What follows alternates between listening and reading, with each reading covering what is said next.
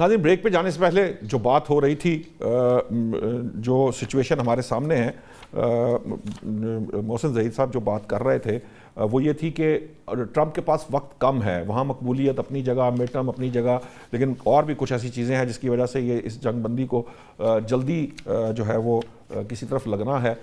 Doctor Hasan, ये जो बात है, आपको लगता है कि फ़र्ज़ कीजिए प्रोलॉन्ग नहीं, फ़र्ज़ कर लेते हैं हम कि प्रोलॉन्ग नहीं होती, अगर प्रोलॉन्ग नहीं होती तो क्या चीज़ें ऑप्शंस अमेरिका के पास हैं, और वो कौन सी ऑप्शंस ईरान के पास हैं जिस पे कोई अग्रीमेंट जो है वो होना उसके इम्कानात मौजूद हैं? देखिए, सबसे पहले तो इस अजम्पशन को एग्जामिन कर लेते हैं कि प्रोलॉन्ग नहीं होती। डिमांड्स क्या हैं?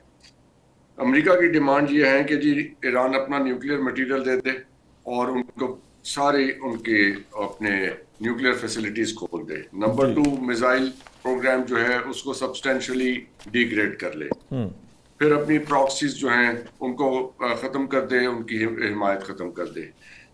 ऑयल कंट्रोल अमेरिका के हवाले कर दे और जो ईरान में दुनिया के दूसरे बड़े यूरेनियम जखायर हैं उस तक अमेरिका को एक्सेस दे दे। अब बताइए कि इसमें से कौन सी डिमांड्स जो हैं ईरान पूरी करेगा? एक भी नहीं, नन, जीरो। ईरान की डिमांड्स हैं कि जी अमेरिका अपने अड्डे उठा ले गल्फ में से, जी, इजराइल को काबू करे, सैंक्शंस हटाए और इनकी एसेट्स बहाल कर दे। इसमें से दो चीजें अमेरिका मानेगा, सैंक्शंस हटा लेगा, एसेट्स बहाल कर देगा किसी हद तक। ना वो ईरान की गारंटी दे सकता है, ना वो अपने अड्डे हटाएगा। ये है डेडलॉक। तो अब आप बताइए कि ये वॉर कैसे प्रोलॉन्ग नहीं हो रही? तो फिर डॉक्टर हसन, ईरान चाहेगा कि मुज़ाकरात ये किस मामला बुनियाद पर हो रहे हैं? सेटल, यानी ये जो दो चीजें हैं, बेसिस और इजराइल, जब तक ये मामला सेटल नहीं होता, ईरान का मामला सेटल नहीं होता, उनकी जो ऑब्जेक्टिव्स हैं वो अचीव नहीं होते। अब एक ये भी अमेरिका में एनालाइज किया जा रहा है कि ईरान प्रेसिडेंट ट्रंप को टॉपल करना चाहता है। उनकी, आपने खुद ही बताया कि 33% रह गई है अप्रूवल। ईरान चाहता है कि नवंबर के जब इलेक्शंस हो तो प्रेसिडेंट ट्रंप वहां पे टॉपल हो जाए, इम्पीच हो जाए, आर्टिकल 25 इन्वोक हो जाए, व्हाट एवर हैपन्स। अब इस किस्म की खबरें वापस वहां से निकल रही हैं कि जब वो 2 F-15 गिरे थे तो वो हिस्टेरिकल हो गए थे, कई घंटे वो चीखते जी चिल्लाते जी रहे। जी जी, राइट। हाँ जी, हाँ जी, खबरें आज मिली। जिस तरह की इन्होंने जो विम्सिकल डिसीजंस हैं, यानी कि इम्पल्सिव डिसीजंस ले रहे हैं, जनरल को फारिग कर दिया, दो उनको कर दिया, मीडिया पे आके बदजुबानी की, गालियां दी, तो इस किस्म ये ईरान को सूट कर रहा है। इसलिए कि अगर तो वाकई ईरान का ये ऑब्जेक्टिव है कि ट्रंप साहब को टॉपल किया जाए, और वो दावे से कह रहे हैं वहां के एनालिस्ट कि वो ऐसा करना चाह रहे हैं, और ये चीज व्हाइट हाउस में फील की जा रही है। ये व्हाइट हाउस की फीलिंग एक तरह से कह लीजिए कि रिपोर्टेड है कि व्हाइट हाउस में ये चीज फील की जा रही है कि ईरान ऐसी सिचुएशन क्रिएट कर रहा है कि प्रेसिडेंट ट्रंप की पॉपुलैरिटी डाउन हो जाए और वो उनको इम्पीच करके या 25 आर्टिकल इन्वोक करके इनको निकाल दिया जाए, टॉपल किया जाए। ये है ईरान का रिवेंज, आयतुल्लाह साहब की शहादत का। नहीं, लेकिन आपको लगता है? इसको नजरअंदाज कर रहे, nobody is talking about it. नहीं नहीं। ये इंपॉर्टेंट है। देखें, ईरानी ऐसे जाने नहीं देंगे, जो उनके साथ किया है तो उसका बदला लेंगे और वो इस बात को छोड़ेंगे नहीं। तो ये बेसिस कैसे खत्म होंगी?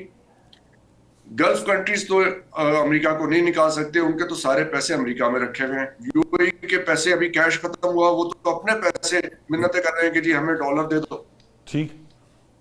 हाँ जी, बाकी मुल्कों के भी डॉलर वही रखे हुए हैं, पर्सनल भी और नेशनल भी। जी सारे जी, वो बॉन्ड्स खरीदे हुए हैं या जो जिस तरह से भी उन्होंने इन्वेस्टमेंट किया सारी है, उनकी वो है। तो वहीं पे सारा इन्वेस्टेड है। तो वो कैसे, किस मुंह से कहेंगे कि जी आप अपने अड्डे उठाएं और चले जाएं, आपने हम पे हमले को नहीं रोका? They can not do it.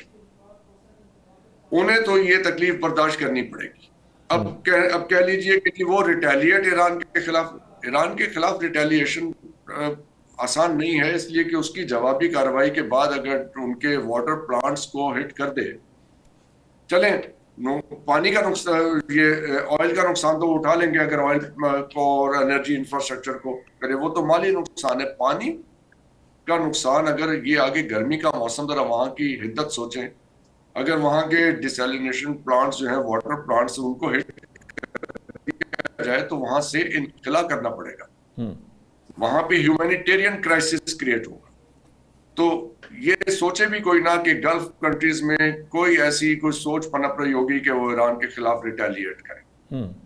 ये सिचुएशन अब उन्हें बर्दाश्त करनी होगी। ये हैं बिल्कुल हार्ड फैक्ट्स जिनको डिबेट भी मेरा ख्याल है नहीं किया जा सकता कि ये तो डॉक्टर हसन, मेरा पॉइंट यहाँ सवाल ये है कि अगर ये सारा कुछ बिल्कुल, आप तो बिल्कुल एक जिसे कहते हैं ना कि इंतहाई मायूसकुन पिक्चर पोर्ट्रे कर रहे हैं, फिर वो कौन सी चीज़ें थीं जिस पे अब्बास अरागची साहब ने ये कहा कि तकरीबन हम MOU करने जा रहे थे, इजरायली प्राइम मिनिस्टर का फ़ोन ना आता तो हम तकरीबन कर चुके थे, ये इतलात भी थी कि मुआहिदा तकरीबन होने को था, और अगर यही मामलात इसी तरह से हैं तो फिर मुज़ाकरात किन चीज़ों के ऊपर फिर कंसेंसस हो सकता है, कहाँ मुज़ाकरात किस बात पे होंगे?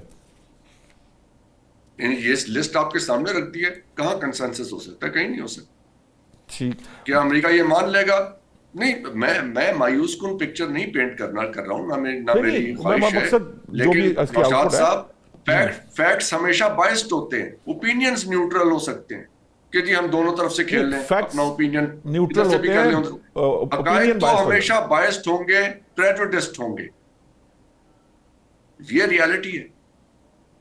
ये दिस कैन नॉट बी, नहीं, हकायक न्यूट्रल होंगे, फैक्ट्स न्यूट्रल होंगे, वो हो सकते हैं बायस्ड हो सकते हैं, ओपिनियन बायस्ड हो सकता है। ब्रिगेडियर साहब, ये जो सिचुएशन है, अब डॉक्टर हसन के पर्सपेक्टिव को अगर मैं देखूं तो मुझे तो लगता है कि ये तो फिर मामलात जो हैं, शायद मेरा नहीं ख्याल कि इसके ऊपर, जब क्योंकि अमेरिका भी किसी चीज़ के ऊपर वो नहीं, जैसे कह सकते हैं, पीछे हट सकता, ईरान भी नहीं पीछे हटेगा, ईरान रिवेंजफुल भी हो और उसके दिमाग में ख़ास तौर पर ये हो कि वो जंग जीता हुआ है, यानी ये भी एक जोम होता है, ये आसान नहीं है, वहाँ पर कहीं ना कहीं ये रियलाइजेशन ईरान के अंदर मौजूद है कि वो जंग जीते हुए हैं, उनके बयानात से ऐसा लगता है। इसके साथ फिर कोई अग्रीमेंट या कोई मामला हो सकता है, तो दुनिया तो उस वक्त तक, ये नवंबर की बातें या दिसंबर की बातें, तो उस वक्त तक दुनिया की माशी हालत क्या हो जाएगी? लेकिन नहीं, इसमें दो बातें, एक Iran will compromise on nuclear capability के ऊपर कि 460 किलोग्राम को वो ये कह सकते हैं ओके, अगर हम अमेरिका को किसी हालत में नहीं देंगे, हम इसको डिग्रेड करके with in Iran under IAEA के इंस्पेक्शन की, हम इसको डिग्रेड करके अपने न्यूक्लियर रिएक्टर में इस्तेमाल करेंगे एनर्जी के लिए और एग्रीकल्चर के सोर्सों के लिए, और एल्स किसी जिस मुल्क पे भी जा सकते जहाँ समझते हैं देयर कंफर्टेबल, वहाँ हम सब पास कर देते हैं। तो ये एक अमेरिका की कंडीशन पूरी हो जाएगी। लेकिन मिसाइल के ऊपर देश शुड नेवर करना भी नहीं चाहिए, फिर तो बिल्कुल ही उनकी वैल्यू खत्म हो जाएगी। हाँ, उनका सर्वाइवल इसी से, वरना तो वो फलस्तीन बना देता है। देखिए, स्ट्रेट ऑफ हॉर्मुज़ की बात ये है कि उसमें भी एक प्रॉब्लम आएगी, लेकिन उसमें वो ये कह सकते हैं कि हमारी वॉर रेपरेशन जो है वो आपने हमें देनी है, हमारा आपने बिलाशल अटैक किया, नुकसान किया, हमें तबाह कर दिया, हमारा लेट्स से $500 बिलियन का नुकसान कर दिया है, तो हम ये पैसा ना टोल लगा के हम रिकवर करेंगे वहां से। स्टेट ऑफ हॉर्मुज़ शुरू में यही बात आई थी, रिकवर दिस अमाउंट, और जब पूरा हो जाता है then it can be controlled, जैसे भी मॉनिटरिंग इंटरनेशनली करनी कर सकते। तो इस तरह के कुछ बायो मीडिया पॉइंट हो सकता है कि निकल आए।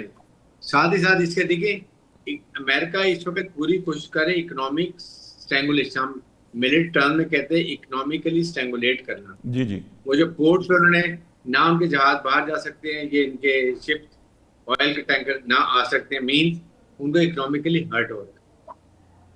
वो ट्रम्प ने कहा कि जी वहाँ उनके पास तनख्वाह देने के पैसे नहीं, जबकि ऐसी बात नहीं होगी। तो इस लिहाज से अपने वो कर रहे हैं कि स्ट्रैंगुलेट करें, बट ये क्वेश्चन इकोनॉमिकली स्ट्रैंगुलेशन, ये पोस्टरिंग, इससे ईरान नहीं बच होने वाला। मैं वेरी रेजिलिएंट कॉम, उन्होंने इतने अपने लीडर नुकसान किए, साइंटिस्ट का नुकसान किया है, इस पे वो कॉम्प्रोमाइज नहीं करेंगे, एक दो चीज़ों पे वो कर देंगे।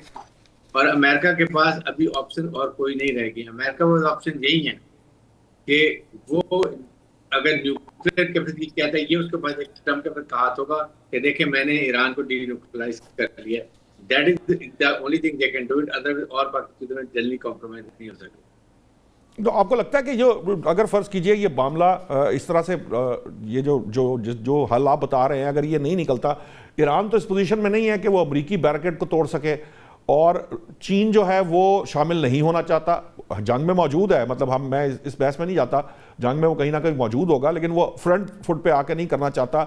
अब आप नए मलाका की बात शुरू हो चुकी है कि अब अमेरिका का अगला टारगेट वो हो सकता है, क्योंकि एक्चुअली ये सारी जो जंग है दैट इज़ रिलेटेड टू चीन। तो आपको लगता है कि ये जो सिचुएशन है ये चीन को इन्वॉल्व कर सकती है और चीन इन्वॉल्व होगा, या वो अपनी उस पर जाएगा तो फिर ईरान जो है वो ये जो माशी स्ट्रैंगुलेशन है ये तो खत्म नहीं होगी। अमेरिका को तो इससे कोई फर्क नहीं पड़ रहा, अमेरिका तो वहाँ बैठा हुआ है, उसके तो माशी मफादात इसके साथ अब नाए हुर्मुज़ से नहीं जुड़े हुए। देखिए, ईरान चाइना जो है ना, वो उसकी अपनी पॉलिसी है। चाइना की पॉलिसी है to not get involve into wars, economic prosperity, वो उसका बड़ा कॉन्सेप्ट क्लियर है। तो वो आपको उसको सैटेलाइट सपोर्ट भी देगा, इलेक्ट्रॉनिक सपोर्ट भी देगा, सब चीज़ों में सपोर्ट देगा जो वो दे रहा है। इसके अलावा वो नहीं करेगा। इसी तरह रशिया खुद भी वहाँ एम्ब्रॉयडर लड़ाई के अंदर वो भी यही कर सकता है, लेकिन इसके साथ अमेरिका को छूट देंगे। देखिए, पूरा नेटो, पूरा यूरोप, पूरा मिडल ईस्ट, हर एक तबाह हो जाएगा इकोनॉमिकली अगर ये लड़ाई और बढ़ती है तो। ईरान, मुझे मिडिल ईस्ट का सारा ऑयल रुक गया, पूरी गैस रुक गई, ये दुनिया की जो चीजें जाती है वहां उनकी हर मुल्क के अंदर ठप हो गया सब कुछ। World is going to happen. सो मेरा नहीं ख्याल कि अमेरिका ये इसको लड़ाई कर सकता है। They have both have to compromise, और ये कॉम्प्रोमाइज होगा, यू विल सी। ठीक है, बहुत बहुत शुक्रिया ब्रिगेडियर हारिस साहब, आपने बड़ी थॉटफुल डिस्कशन हुई। डॉक्टर हसन, आपका भी बहुत बहुत शुक्रिया, आपने भी एक बड़ा इंपॉर्टेंट पर्सपेक्टिव सामने रखा। मोहसिन ज़हीर साहब ने हमें न्यूयॉर्क से वहाँ की सिचुएशन भी बताई। नाज़रीन, इसमें कोई शक नहीं कि दोनों जो पार्टियाँ हैं, फरीक हैं, वो हमें अपनी अपनी जगह पर स्ट्रॉन्ग पोजीशन लेते हुए नज़र आ रहे हैं, लेकिन कहीं ना कहीं इस स्ट्रॉन्ग पोजीशन के बैक एंड पे कहीं ना कहीं मुज़ाकरात भी हो रहे हैं और बातचीत भी चल रही है, एक दूसरे को मैसेजेस कन्वे भी हो रहे हैं और कहीं ना कहीं डिस्कशंस हो भी रही हैं, चाहे वो बिलवास्ता है, बराह रास्त ना भी हों, लेकिन इसका सोल्यूशन हमें निकालना पड़ेगा। हर सूरत के अंदर ईरान को और अमेरिका को कहीं कॉम्प्रोमाइज़ करके किसी मुआहदे की तरफ आना पड़ेगा, वगरना अगर ऐसा ना हुआ तो जो बात डॉक्टर हसन कह रहे थे, फिर मुझे नहीं लगता कि ये मामला जो है खुदा ना खास्ता तीसरी जंग अजीम की तरफ जा सकता है। और पाकिस्तान की जो कोशिश थी एक्चुअली वो यही है कि पाकिस्तान नहीं चाहता कि तीसरी जंग अजीम शुरू हो, क्योंकि इस जंग ने एक्चुअली पूरी दुनिया को अपनी लपेट में ले रखा है। जितनी जल्दी ये जंग बंदी जो है, ये मुकम्मल जंग बंदी और किसी मुआहदे पर मुंतज हो जाए, उतना ही बेहतर है, वगरना दुनिया के लिए ये मामला जो हैं वो बिगड़ भी सकते हैं। नाज़रीन, आज तक के लिए इतना ही। आइंदा हफ्ते नए मौज़ूआत के साथ हाजिर होंगे। अल्लाह निगहबान।